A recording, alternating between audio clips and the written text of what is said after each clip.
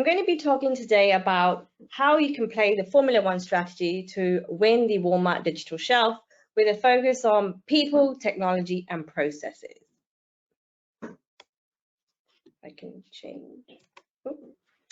Now, if we look at the numbers and get under the bonnet of analyzing Walmart performance versus Amazon, Amazon has outperformed Walmart substantially over the years.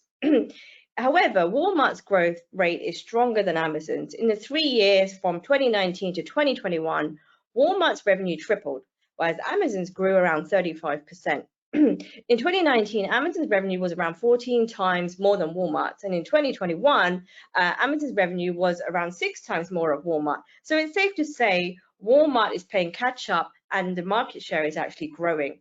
So definitely wanting to have on the radar there. The transition of physical and digital commerce is also gathering pace, and as ever, the speed of change is being dictated by consumer demand. If you look at it from the 3 pillars, right, seamless mobile, website, in-store shopping experience is what the modern shopper wants. The problem is that many retailers still are too far committed to focusing on 2 out of 3 at best. Now, a recent study from Accenture found that around 45% of consumers would like to receive real-time promotions delivered to their smartphones or tablets while shopping in-store. Only 28% of retailers actually delivered on that service. So multi-channel customer experiences are already yesterday's news. The constantly connected, tech-savvy modern consumer wants omni-channel integration from retailers. In fact, it's fair to say that Walmart is leading the omni-channel charge here. Numerous improvements such as the one checkout across the whole Walmart ecosystem, the single order clicks on mobiles, the fast and free delivery options have recently been made to sort of fuel the e-commerce program for Walmart to become truly the omni-channel provider for the shopper. They've accelerated expansion of online grocery pickup, and that is what customers are really going after. Now, although Walmart is driving up its e-com capabilities and deepening digital relationships with customers, on the brand side, we are seeing gaps as e-commerce complexity is a key barrier to growth. Now, there are around 50 processes that need to be managed between brands, e-retailers, and agencies, as most of them are quite new to e-commerce or versus a traditional offline trade. How do you explain to your marketing team or to your senior management, how important ratings and reviews are, or what are the implications of losing the buy box? Moreover, the e-retailers are changing fast. We've seen so many changes happen across Walmart, with brands requiring to stay up to date and constantly reinventing how they work. And in order to do that, organizational agility is critical to react quickly to these changes and to these challenges. Unfortunately, organizational structures, processes, and cultures of most of the businesses are pretty much bogged down when it comes to reinventing the change. When some of these processes businesses being developed centuries ago, they were built for control and stability, not for innovation, speed, or agility. Now, this requires a much leaner and more agile approach.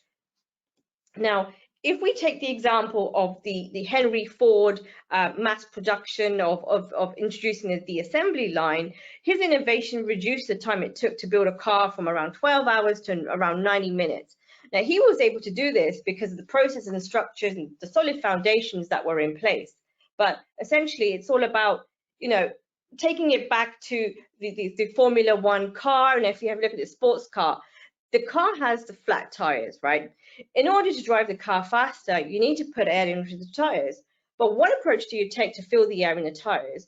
Would you justify, the ROI of fixing your out of stock issues to your boss? Would you just get on the phone to your colleague in supply chain and fix it? So it's about getting the right people behind the wheel and hiring the right pit crew for perfect execution, right? Similarly, when it comes to driving and executing an online strategy to grow your revenue, how do you approach it? Now, technology alone is not the only component required for success. Technology, data, and reporting are only as powerful as the organization's ability to actually drive upon that. Now, technology doesn't solve problems alone. You've got to have the high performance teams that are skilled, interconnected, and processes should be as seamless across your business.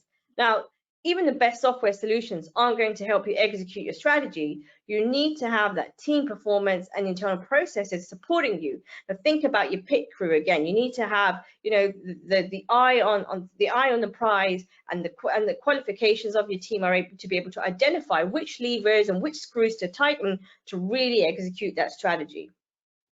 Now, if we scale back to how traditional brand teams work, and you might have already heard our examples of, meeting Sandra, who's the e-commerce manager, managing relationships with your retailers. If we go back to how it was, back in the day, you would have had, an expert in marketing or sales, managing an area of expertise. And if you think about how teams used to work with Amazon, if we rewind, you had, one person or, two people in your team working in a more integrated way, with a wider skill set, but a specialist in managing your Amazon account. How do you actually build an efficient strategy to win the Walmart of tomorrow, right? Start small, scale back on how you approached Amazon, back in the day, and scale for growth. So the Sandra of today is actually there in the organization, who was going to be fueling and scaling the growth of Walmart for tomorrow, where brands start to recognize and sort of jump on the bandwagon for identifying growth opportunities that they're presented with. So start small with the intention for scaling growth, and then you'll have your key players that will set up, that will kind of sort of slot in as the opportunities and the scale grows for Walmart. Now, to help brands plan and execute effective e-commerce strategies, we have developed an easy to follow framework, which you might already be familiar with. Now, it was devised to help brands identify, implement, monitor, and improve tactics to ensure their products are easy to find, easy to understand, and easy to buy in key online retailers. Now, the first step involves establishing the relevant importance of each key success criteria in relation to your products, categories, and markets where you compete. Now, in this case, the questions can be so generic as, what does it take to win on Walmart? Typically, what you'll see is, you'll have, can I just plug and play what worked on Amazon, or do I need to design a plan for specific execution on Walmart? If you want to improve something, you need to measure it on an ongoing basis. Monitoring will identify gaps versus expectations, but if you have products out of stock, what do you need to do to fix that? And essentially, the entire process is all about testing and learning. So brands measure, learn, and improve as they execute to optimize the perfect store strategy. Now, in order to drive and execute these kind of perfect strategies, we need to review what are the essentials success criteria, which can be broken down into sort of like the sales and marketing fundamentals. Am I available? What is the price? Am I visible in the top 10 search results? Do I have the right ratings and reviews to convert for my category? Now, these common frameworks are sort of molded into sort of various acronyms. You might have heard CARS from the P&G. We've got ACES, which also is one of the ones for the pharma brand, but they act as anchors for really measuring the perfect store performance, and they differ depending on the category. So I've got a few sort of the top categories here, and we've kind of sort of put in some snippets of what actually what are the kind of fundamentals that are really driving that category. Now, if we bring it back to Walmart, it's not only about having a framework in place that will help you succeed online, but it's also about identifying what are the key success criteria for winning on Walmart and adapting components within your framework with retailer-specific targets and thresholds. Only then is it truly actionable for having sort of a Walmart executional strategy. Now, actionable frameworks help you prioritize in the execution. So as in the end, it's only the strategy that the shopper is what it sees, right? A poor experience due to being out of stock or having incomplete content or low star ratings are some of the levers you need to pull to really jumpstart your perfect store framework. Now, with an average implementation uplift of 37%, it's a good use case to really put Walmart back on the management radar. Now, having worked with brands, we often hear the case of, oh, Amazon is the focus. We need to really work on, maintaining our relationship with Amazon. but Walmart is often kind of put to the back burner, and it's not often a priority within the retailers, within the brands, sorry, that we work with. And brands have the dedicated resources for Amazon, and they have Amazon designated teams that are driving the Amazon strategy internally. They have processes and ways of working already combined and integrated with Amazon, whereas Walmart is less understood, and the ways of working and the processes are not really defined. If you think about the Sandra example, where you have one person juggling many accounts, that is the kind of relationship that you had with Amazon many years ago. So I'd actually like to share a strategy or a case study of how P&G were able to grow their sales when working with Walmart.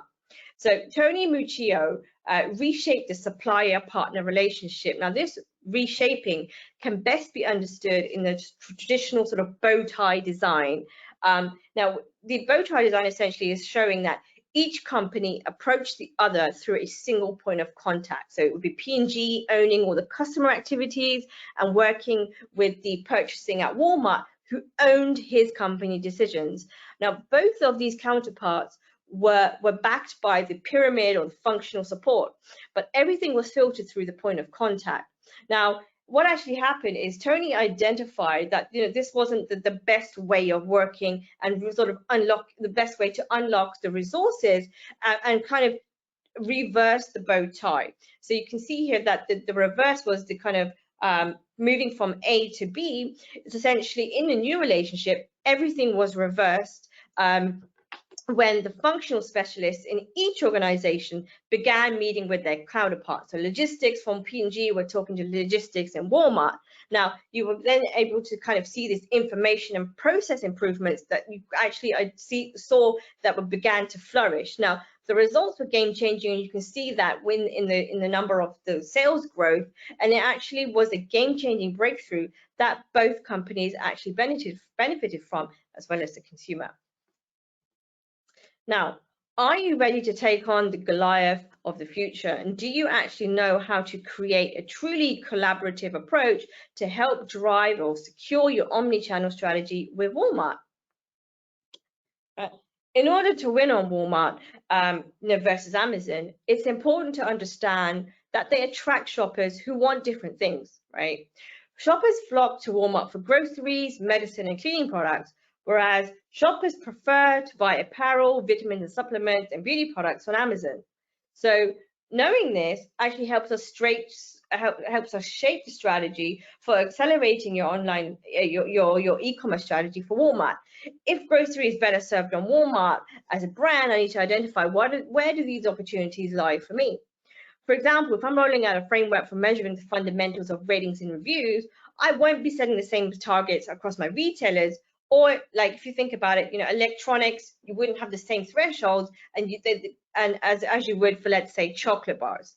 Now, if we have a look at the marketplace, and we've seen that there is the number of marketplace sellers on Walmart versus 2 years ago, we see a significant increase in the sellers entering the Walmart marketplace.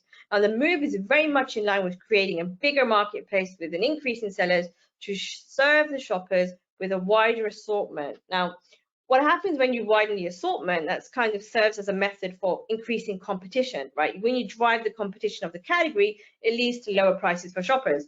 Very similar to how you think about the Amazon flywheel for driving growth, right? How to benefit from this today as a brand. If you compare Walmart sort of acting in a similar behavior, or kind of having the same sort of behaviors as Amazon, where there's significantly more sellers on the Amazon marketplace, but you can actually use this to your advantage today on Walmart to really solidify your strategy, to help really make pave the way for your brand on Walmart. But we do predict that this is going to change, with a lot more shoppers, a lot more marketplace sellers flocking to Walmart to really get the size of the prize.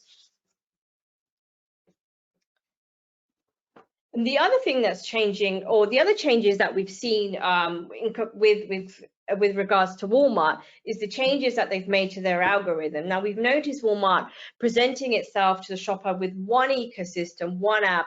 All products in store, in the warehouse, are now on the same site, meaning it's more challenging to win the first paid presence. We've got Amazon opening up the box or let's say the assortment and the kind of buy box to non-US sellers as well. So then again, it's becoming even harder to kind of compete, and the fundamentals still matter. So when you're looking at SEO strategies, or what kind of content you want to create, the basic the fundamentals, availability, price competitiveness, are all as important as before. Now, we do know that there are identifiers that kind of help us kind of separate all the capabilities between the retailers, and the key is to adapt strategies accordingly. Now, Amazon gives more preference to product titles and indexes the first 1,000 characters in search, whereas Walmart is focused on a keyword order with much shorter titles being preferred. Now, we have noticed that enhanced content is not a priority right now on Walmart, and we learned from the previous presentation that that's going to be something that's tentatively going to be pushed or going to appear again in July. So it's something that is going to be sort of, watch this space. If you're going to be thinking about creating content or pushing out content for Walmart, it would be a good time to kind of have that marked in your calendars. Now, there are search specificities for Walmart. Now, our in-house machine learning based research has identified some insights that are specific to Walmart. The research shows that across product categories, individual factors vary in their strength of influence on the search position. Across the categories, most important factors are, are you in stock, the number of images you have, ratings, sponsored result, and if the item has a popular pick badge. Now, some surprises to call out are the low impact of star ratings and the medium impact of pricing in beauty is pretty much specific to Walmart, as we are seeing a different behavior on Amazon. So really don't treat them the same when it comes to your unifying your strategies. You need to be able to think about what are the key differentiators that we need to be focusing on when we're creating our frameworks and driving our strategies to win on these digital shelves, and treat them as separate entities altogether. Now, when looking at brands and how they create content and SEO strategies for their online assortments, we've noticed there's a common theme amongst brands that we work with. Now, content and digital media assets are typically designed for Amazon and pushed to other retailers and adjusted to retailer capabilities. So, Amazon, the enhanced content is going to be pushed on Amazon, and the same thing will be pushed on Walmart when it's ready. Now, here is an example of content performance on Amazon versus Walmart, and you can see Amazon performs better than on a Walmart because the criteria to measure success can sometimes be skewed to what success looks like on Amazon and not a Walmart, when in actual fact, product cards are different, right? So therefore, content should not be identical. As we know, product cards have different strategies. The algorithms are behaving in different ways, and we know bullets are, being indexed in Amazon in the search, and the number of images supported on Walmart are far greater. So why measure them the same? The brand guidelines on Walmart tell us, and they emphasize the importance of imaging to tell a story. Now, images should be aligned in a specific order to tell the story. That Walmart really emphasizes that. It's a great opportunity to also showcase the features and benefits of your product and use it as an e-merchandising opportunity, where shoppers don't actually have to read the text-heavy bullets and descriptions. Now, because they matter on Walmart and contribute to your success, we need to be able to measure it. Now, here's an example of a report that we have. But what's really cool is where Amazon where Amazon doesn't really place a lot of focus on the order of the story, and Walmart does. There's an opportunity to actually measure the kind of ordering and the matching of the images to help serve Walmart. So we're checking primary images, the quality, but also the order of the images. So are you actually in the order? Are your product pages reflecting the order of the brand story, to really measure the accuracy of the storytelling? And of course, mobile optimize is also one of the key ones. So there's a lot of let's say technical requirements that are working on Walmart that are not necessarily relevant for Amazon today.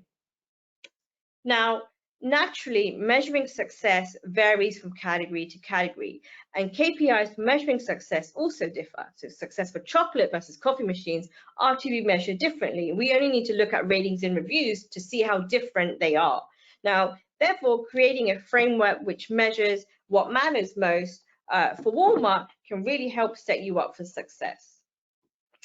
And to conclude, it's not about having the technology and the frameworks alone to win Walmart. I mean, we encourage brands to scale back to how they were working on working with Amazon back in the day, and really think about, you know, approaching this kind of in a sort of incremental phases, and leverage the lessons learned from P&G from 30 years ago, and how to unlock those joint resources to manage the retail and supplier relationships, to drive agile working, and of course, having people at the core of executing any strategy. It's really about building your winning pit crew ready for the Walmart of tomorrow. Thank you very much.